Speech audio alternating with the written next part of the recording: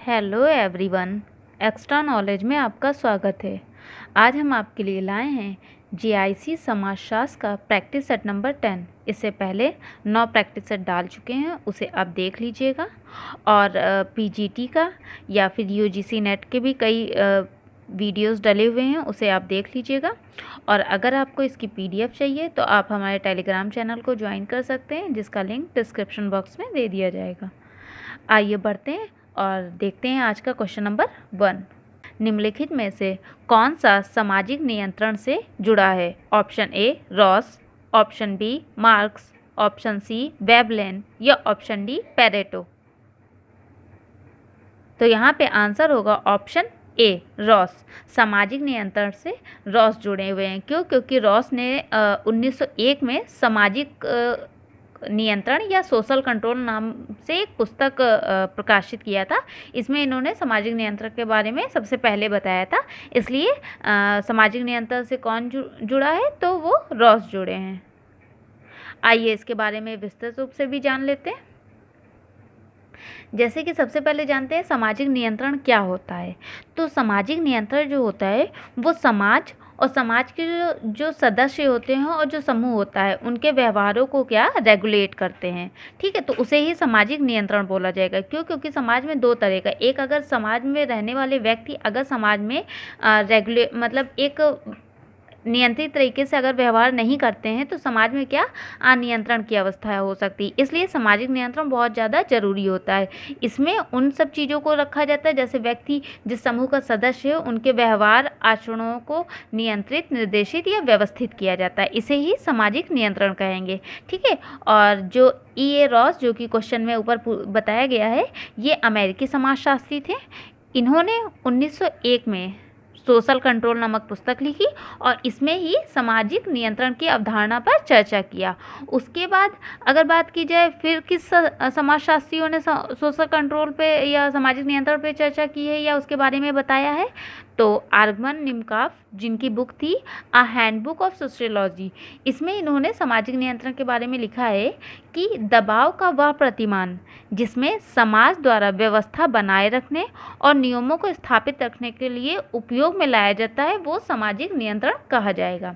तो सामाजिक नियंत्रण की अगर डेफिनेशन ये आ जाए कि दबाव का वह प्रतिमान जो समाज में एक नियंत्रण या एक व्यवस्था बना के रखता है वो सामाजिक नियंत्रण कहा जाता है, तो वह आर्गमन निमकॉफ ने अपनी book a hand of sociology में दिया। वहीं फीचर्स ने भी सामाजिक नियंत्रण के बारे में बताया है। तो फीचर्स के अनुसार सामाजिक नियंत्रण समाजीकरण की प्रक्रिया का विस्तार है। अब बढ़ते हैं क्वेश्चन नंबर 2 पर। निम्नलिखित में से कौन अभिजात वर्ग के परिभ्रमण सिद्धांत से संबंधित है? Option A Merton, option B Pareto, option C Davis या ऑप्शन डी वेबलेन। तो यहाँ पे आंसर होगा ऑप्शन बी पेरेटो। तो अभिजात परिभ्रमण का सिद्धांत जो है वो पेरेटो ने दिया है। आइए जानते हैं पेरेटो ने जैसे कुछ कथन कहे हैं जो कि प्रीवियस ईयर कई पेपर्स में पूछे गए हैं समाजशास्त्र के। तो यहाँ पे हमने 2-3 लिख दिया है, इसे याद रखिएगा। जैसे कि अगर बात की जाए, यह आवश्यक नहीं है कि प्रत्येक सत्य उपयोगी हो और प्रत्येक अंधविश्वास हानिकारक हो। तो इस कथन को किसने कहा है? तो पेरेटो ने कहा है। दूसरा, इतिहास कुलीन तंत्रों का कब्रिस्तान है। ये मोस्ट इम्पॉर्टेंट है, इसे लिख लीजिएगा। ये कई बार पूछा गया, चाहे वो यूजीसी नेट हो, पीजीटी के पेपर में हो, जीआईसी के पेपर में, या फिर आईएएस और पीसीएस का जो मेंस में एग्ज़ाम होता है समाजशास्त्र जो सब्जेक्ट लेते हैं उसमें भी कई बार पूछा गया है कि इतिहास कुलीन तंत्रों का कब्रिस्तान है। ये कथन किसका है? तो पेरेटो का है। और तीसरा इनका जो कथन इन्होंने कहा है कि सत्य की खोज करो चाहे स्वर्ग हो या नर्क, तो ये भी पेरेटो का कथन है। आइए बढ़ते हैं क्वेश्चन नंबर 3 की तरफ। निम्नलिखित में से कौन सा समाजशास्त्री का संबंध प्रकार्यवाद से जुड़ा हुआ है? Option A August Comte, option B V Pareto, option C R.K. Merton या ऑप्शन डी E. बोगार्डस। तो यहाँ पे आंसर होगा ऑप्शन सी R.K. मर्टन, जो कि प्रकार्यवाद से जुड़े हुए हैं। तो आपको पता होगा प्रकार्यवाद क्या होता है। तो प्रकार्यवाद को अगर समझे तो जैसे कि मनुष्य का शरीर होता है, कई अंगों को मिला करके बनता है, तभी वो सारे कार्यों को कर पाता है। ठीक है, उसी तरह समाज में भी समाज की विभिन्न इकाइयाँ होती हैं और वो जब एक नियमित तरीके से चलती हैं तब पूरा समाज चलता है। ठीक है, तो उसे ही प्रकार्यवाद की अवधारणा कहा जाएगा। तो आइए इसके बारे में विस्तृत रूप से जानते हैं। जैसे कि रॉबर्ट के मर्टन की जो पुस्तक थी social theory and social structure, इसमें इन्होंने प्रकारवाद का सिद्धांत दिया, उसका विश्लेषण किया और उसकी व्याख्या की। ठीक है, जब रॉबर्ट के मर्टन ने अपनी ये जो पुस्तक थी the social theory and the social structure में प्रकारवाद के सिद्धांत को रखा, तो उसी के आधार पर वाइन ने बोला है कि इस अवधारणा के आधार पर मर्टन जो थे the school of functional sociology में ये जो प्रकारवाद समाजशास्त्री संप्रदाय के रूप में एक नेता बना दिए गए। तो ये वाइन ने बोला है कि इस अवधारणा को लाने के बाद मर्टन को समाजशास्त्रीय संप्रदाय में प्रकारवाद का नेता बना दिया। उसके बाद अगर बात की जाए कि मर्टन ने जो ये प्रकारवादी विश्लेषण किया है ये किनकी अवधारणाओं को लेकर किया है, तो मैलिनोवस्की और रैडक्लिफ ब्राउन की अवधारणा को लेकर के इन्होंने एक बहुत ही वैज्ञानिक दृष्टिकोण के आधार पर अपना प्रकारवाद को प्रस्तुत किया है। और इसमें इन्होंने पहले जो प्रकार का शब्द इन्होंने 5 अर्थों में लगाया। एक उत्साह या सभा के रूप में इन्होंने प्रकार को पहले किया, दूसरा फिर व्यवसाय के रूप में किया, तीसरा स्थिति से संबंधित क्रियाओं के रूप में प्रकार को समझने की कोशिश की, चौथा इन्होंने गणित शास्त्रीय अर्थ के आधार पर इन्होंने प्रकार को समझा, और पांचवा इन्होंने प्राणी शास्त्रीय सामाजिक कार्यकलापों के रूप में प्रकार को समझा। तो जब इन्होंने ये 5 प्रकारों के आधार पर प्रकार को समझने के लिए इन्होंने प्रयत्न किया, तो सबसे ज़्यादा इन्होंने प्राणी शास्त्रीय सामाजिक कार्यकलापों के रूप में प्रकारवाद को इन्होंने अपने परिभाषित किया है।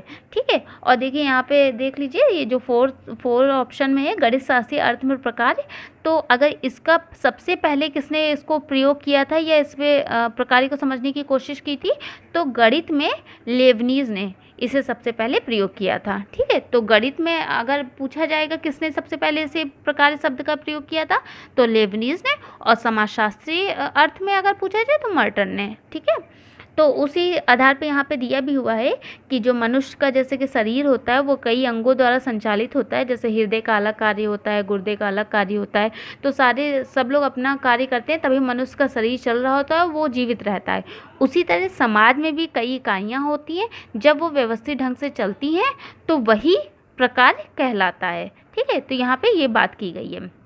और इसी के आधार पे मर्टन ने जो 2 अर्थों को स्वीकारा है, एक श्राव्यवी व्यवस्था के रूप में प्रकारी और दूसरा श्राव्यवी व्यवस्था के अंतर्गत किसी लक्ष्य उद्देश्य के परिणामों के रूप में प्रकारी। तो श्राव्यवी व्यवस्था मतलब एक इकाई के रूप में सब लोग कार्य करना, और दूसरा उसके क्या लक्ष्य होंगे, क्या उद्देश्य होंगे, क्या परिणाम होंगे, उसके रूप में इन्होंने प्रकार्यवाद को परिभाषित किया है।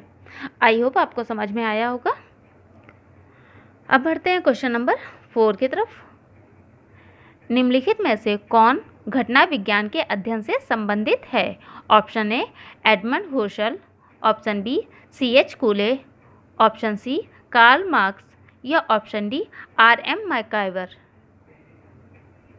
तो यहाँ पे आंसर होगा ऑप्शन ए एडमंड हुसल, जो कि घटना विज्ञान के अध्ययन से जुड़े हुए हैं। घटना विज्ञान या प्रघटना शास्त्र एक ही होता है। ठीक है, तो अगर इसके जनक की बात की जाएगी तो एडमंड हुसल है, और अगर इसको व्यवस्थित रूप से किसने मतलब देने का प्रयास किया तो उसमें अल्फ्रेड शूटर्स का नाम आएगा। ठीक है, तो आइए जानते हैं घटना क्रिया विज्ञान या प्रघटना शास्त्र क्या होता है।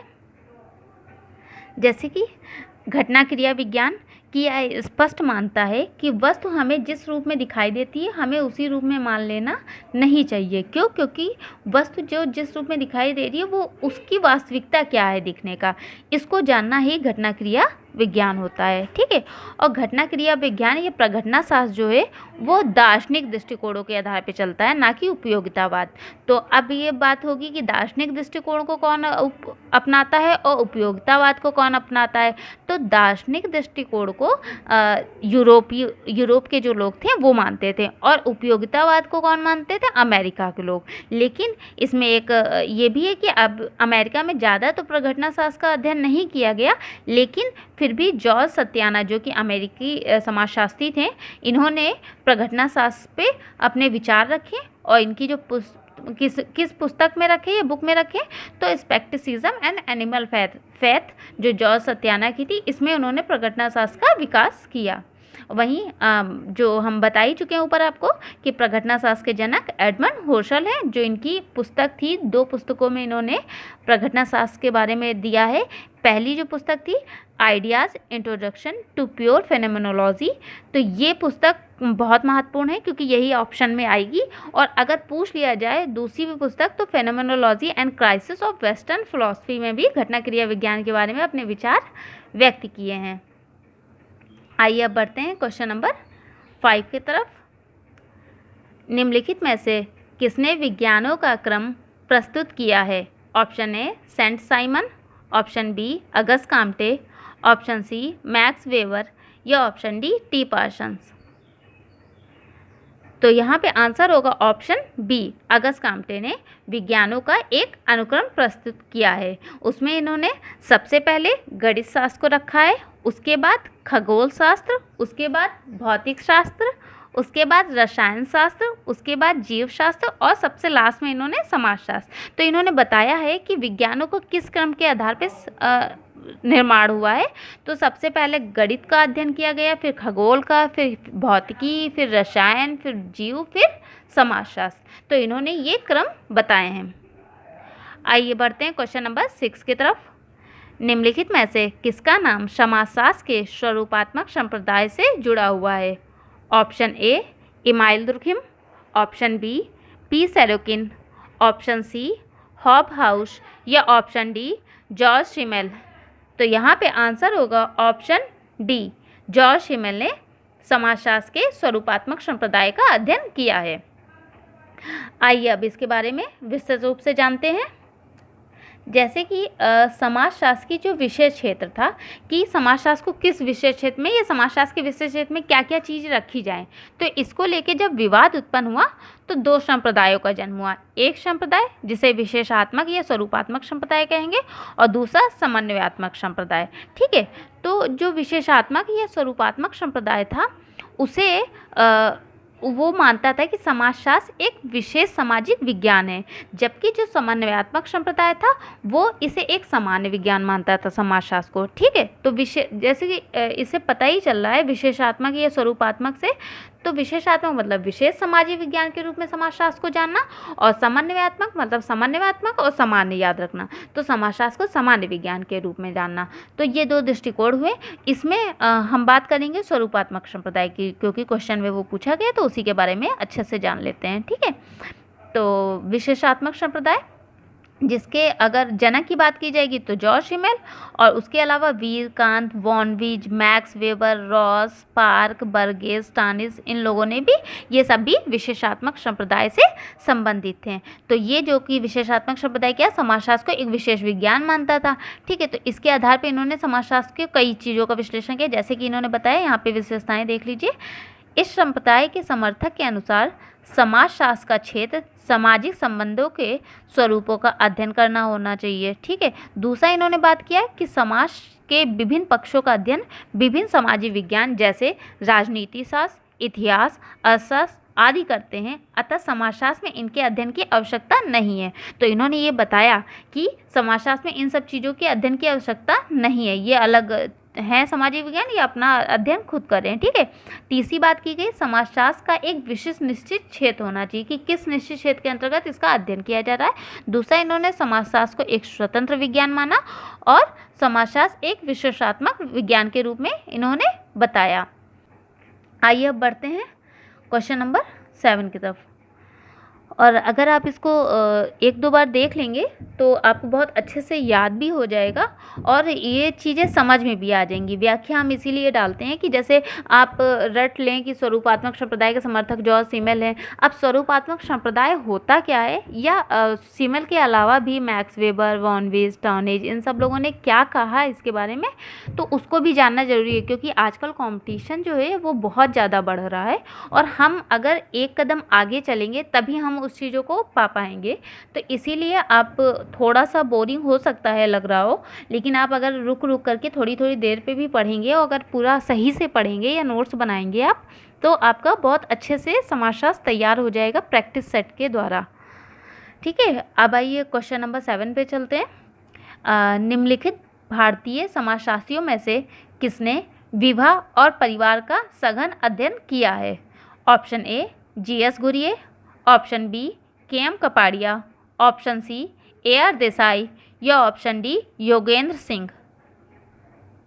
तो यहाँ पे आंसर होगा ऑप्शन बी, के.एम. कपाड़िया ने विवाह और परिवार पे बहुत गहन अध्ययन किया है। ठीक है, और इनकी 2 पुस्तकें हैं, आइए इसको बारे में जान लेते हैं। जैसे कि बहुत मोस्ट इम्पॉर्टेंट पुस्तक है इनकी 2, और यही अधिकतर घूम फिर करके पूछी जाती है कि marriage and family in India पुस्तक किसकी है, तो के.एम. कपाड़िया, और हिंदू किंगशिप किसकी है, तो के.एम. कपाड़िया की है। और कपाड़िया का एक ये डेफिनेशन इन्होंने इस्लाम विवाह के ऊपर दिया है, जो कि याद रखी गई, ये भी पूछी गई है कि इस्लाम में विवाह एक अनुबंध है जिसमें 2 साथियों के हस्ताक्षर होते हैं और इस अनुबंध का जो प्रतिफल है वो वधु को मेहर के रूप में प्राप्त होता है। ये कथन के.एम. कपाड़िया ने बोला है। आइए बढ़ते हैं क्वेश्चन नंबर 8 की तरफ। निम्नलिखित में से इसका अवलोकन सामाजिक स्त्रीकरण के संदर्भ में है कि सामाजिक असमानताएं चेतन रूप में समाज में संस्थापित की जाती हैं। Option A R.M. MacIver, option B K Davis, option C M Tumin या ऑप्शन डी P.A. सोरोकिन। तो यहाँ पे ये जो डेफिनेशन दी गई है वो सामाजिक स्त्रीकरण या सोशल स्ट्रेटिफिकेशन पे दी गई है। तो ये जो परिभाषा है ये किसने दी है, यहाँ पे बात किया गया है।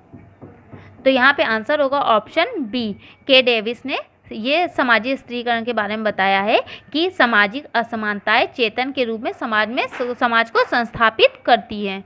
ठीक है, आइए सोशल स्ट्रेटिफिकेशन के बारे में कुछ महत्वपूर्ण तथ्यों को जानते हैं। जैसे अगर सोशल स्ट्रेटिफिकेशन के बारे में बात की जाए कि प्रकार्यात्मक अवधारणा, स्त्रीकरण का प्रकार्यात्मक अवधारणा किसने दिया, तो मेल्विन ट्यूमिन ने दिया। और अगर स्त्रीकरण का ख्याति सूचक सिद्धांत के बारे में बात की जाएगी तो किसने दिया, तो रिचर्ड सेंटर्स ने दिया। ठीक है, प्रकार्यात्मक अवधारणा मेल्विन ट्यूमिन ने और ख्याति सूचक सिद्धांत रिचर्ड सेंटर्स ने। और अगर स्त्रीकरण का प्रतिष्ठात्मक सिद्धांत के बारे में बात की जाएगी तो वर्नर ने। अब जब हम स्ट्रेटिफिकेशन करके कई सारे क्वेश्चंस लाएंगे तो उसमें हम बताएंगे आपको कि प्रतिष्ठात्मक सिद्धांत में स्ट्रेटिफिकेशन के बारे में क्या कहा गया है, ख्याति सूचक के बारे में या प्रक्रियात्मक अवधारणा के बारे में क्या किया गया है। यहाँ पे आप बस इतना ही ध्यान रखिए कि इन अवधारणाओं को किसने दिया, तो प्रक्रियात्मक अवधारणा मेल्विन ट्यूमिन ने, ख्याति सूचक सिद्धांत रिचर्ड सेंटर ने और प्रतिष्ठात्मक सिद्धांत वर्नर ने। और नीचे 2 बुक दी गई हैं, जैसे ये कई बार पूछी भी गई हैं इसलिए हमने यहाँ पे डाल दिया है कि द सोशियोलॉजी ऑफ स्ट्रेटिफिकेशन पुस्तक किसकी है, तो जॉन कैली की है। और प्री इंडस्ट्रियल स्ट्रेटिफिकेशन सिस्टम किसकी है, तो M.G. स्मिथ की है। आइए बढ़ते हैं क्वेश्चन नंबर 9 की तरफ। निम्नलिखित में से कौन उत्तर आधुनिकता के समर्थक हैं? Option A Anthony Giddens, option B Jean Baudrillard, option C J Habermas या ऑप्शन डी जेसी अलेक्जेंडर। तो यहाँ पे आंसर होगा ऑप्शन बी जो बर्डीलॉर्ड, जो कि उत्तर आधुनिकता के समर्थक हैं। आइए जानते हो उत्तर आधुनिकता क्या होता है। और फ्रेंड्स हम आपके लिए अब जैसे कि ये जो प्रैक्टिस सेट ला रहे हैं ये तो आते रहेंगे, इसके अलावा जैसे कि हम आपको प्रैक्टिस सेट लाएंगे, हम इसमें व्याख्या ना दे करके आपको जैसे टॉपिक है परिवार। तो परिवार से संबंधित जितने भी प्रीवियस ईयर क्वेश्चन पेपर में, चाहे वो आईएएस का हो, पीसीएस का हो, आपका जीआईसी का हो, जीडीसी का हो या प्रवक्ता का हो, किसी का भी एनीवे किसी के भी प्रैक्टिस सेट में जो भी पूछे गए होंगे क्वेश्चंस विवाह, परिवार या एनी कोई भी टॉपिक का, तो वो हम क्वेश्चन सारे आपको एक साथ ही कर देंगे। तो अगर उस वीडियो को देख लेंगे तो रिलेटेड जितने भी क्वेश्चंस होंगे वो हम आपको अब ला के देंगे। उसके अलावा ये जीआईसी का जो जैसे चल रहा है ये ऐसे चलता रहेगा। तो अभी बात कर रहे थे क्वेश्चन में उत्तर आधुनिकतावाद की। तो उत्तर आधुनिकतावाद क्या होता है? तो इस पे अर्नोल्ड टॉयनबी ने बोला है कि आधुनिकता की समाप्ति के बाद जब जो पीरियड आएगा, युग आएगा, उसे उत्तर आधुनिकतावाद कहेंगे। ये इन्होंने बात किया अर्नोल्ड टॉयनबी ने अपनी पुस्तक आ स्टडी ऑफ हिस्ट्री में, जिसमें इन्होंने 120 वर्षों का अध्ययन करके बताया कि 1850 से 1875 के बीच आधुनिक युग समाप्त हो गया और यूरोपीय युद्ध के सन 1918 से 1939 के बीच के काल को इन्होंने उत्तर आधुनिक शब्द का प्रयोग किया। ठीक है, तो अर्नोल्ड टॉयनबी ने उत्तर आधुनिकतावाद का युग कौन सा माना? 1918 से 1939 के बीच में। बात की जाएगी अर्नोल्ड टॉयनबी ने उत्तर आधुनिकतावाद के मसीहा या जनक किसे कहा है? तो फ्रेडरिक नीत्शे को कहा है। ठीक है, और एस.एल. दोशी ने उत्तर आधुनिकतावाद में उत्तर शब्द का अध्ययन किया है और उत्तर मतलब उत्तर शब्द की व्याख्या आधुनिकता के अंत के रूप में की गई है, बस इतना ध्यान रखिएगा। फिर अगर बात की जाए जॉर्ज रिटजर ने, तो उनकी पुस्तक थी मॉडर्निटी एंड पोस्ट मॉडर्निटी। इसमें उन्होंने उत्तर आधुनिकता का मतलब एक ऐसे ऐतिहासिक काल से लगाया है कि यह काल आधुनिकता के काल की समाप्ति के बाद का प्रारंभ होता है। ठीक है, और इसमें इन्होंने कई चीज़ें ये लिखा हुआ है, आप इसे पढ़ लीजिएगा वरना बहुत लंबा हो जाएगा वीडियो। ठीक है, तो इसकी पीडीएफ हम डाल देंगे टेलीग्राम पे, वहाँ पे आप ले लीजिएगा। और वैसे ही जेम्सन ने अपनी पुस्तक postmodernity the culture logic of late capitalism में उत्तर आधुनिकतावाद के बारे में बताया है। और मिशेल फूको ने जो है मैडनेस एंड सिविलाइजेशन के आधार पर उत्तर आधुनिकतावाद को प्रस्तुत किया है कि कैसे उत्तर आधुनिकवाद आया। ठीक है, और सबका यही अर्थ होगा कि आधुनिकतावाद के बाद की अवस्था उत्तर आधुनिकतावाद कही जाती है। आइए बढ़ते हैं क्वेश्चन नंबर 10 और लास्ट क्वेश्चन की तरफ। सामाजिक परिवर्तन से आशय उस बदलाव से है जो समाज के कार्यों और प्रकार्यों में घटित हो। यह परिभाषा किसने दी है? Option A MacIver M Page, option B K Davis, option C Gillin and Gillin या ऑप्शन डी डब्ल्यू ग्रीन। तो यहाँ पे आंसर होगा ऑप्शन बी, के डेविस ने बताया है कि सामाजिक परिवर्तन से आशय उस बदलाव से है जो समाज के कार्यों और प्रकार्यों में घटित होता है। तो सामाजिक परिवर्तन मतलब समाज के कार्य या प्रकार्य में अगर कोई बदलाव होगा तो वो सामाजिक परिवर्तन कहलाएगा, ये किंग्सले डेविस ने कहा है। आइए इनके बारे में कुछ महत्वपूर्ण चीज़ें जानते हैं, जैसे कि सामाजिक परिवर्तन के विभिन्न कारक और उसके मत। जैसे अगर आर्थिक कारक की कि सामाजिक परिवर्तन किस कारण होता है? आर्थिक कारणों के कारण होता है। ये किसने कहा? मार्क्स ने कहा। इसे तो बहुत अच्छे से आप जानते होंगे कि उन्होंने आर्थिक कारणों को ही सामाजिक परिवर्तन का कारण माना है। दूसरा, अगर सामाजिक परिवर्तन का कारण बौद्धिक कारण को किसने माना है? तो अगस्त काम्टे ने। धार्मिक कारक को किसने माना है? तो वेबर ने। और सांस्कृतिक कारण को सेरोकिन ने। प्रौद्योगिकी कारक को वेबलेन ने। और जनसंख्यात्मक कारक को माल्थस व सैडलर ने। और जलवायु कारण को हटिगटन ने माना है कि ये सामाजिक परिवर्तन लाने के लिए उत्तरदायी होते हैं। आई होप आपको हमारे द्वारा लाए हुए प्रैक्टिसेस पसंद आ रहे होंगे। प्लीज़ चैनल को शेयर करें, सब्सक्राइब करें एंड लाइक करें। Thank you for watching my channel.